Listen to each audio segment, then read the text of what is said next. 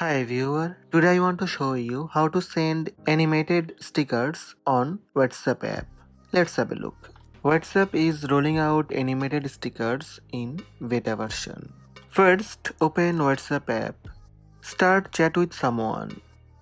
Tap emoji icon beside type a message.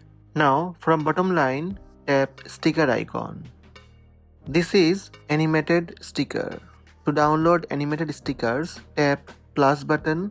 Now download sticker package. Swipe right to left to check all animated downloaded stickers. Tap on the sticker to send in chats. Stickers from animated package are live in the conversation. It will animate once and stop. You need to scroll down or up to play them again. So these are the steps to send animated stickers on WhatsApp app. Hope this video help you. Please subscribe my channel by tap subscribe button.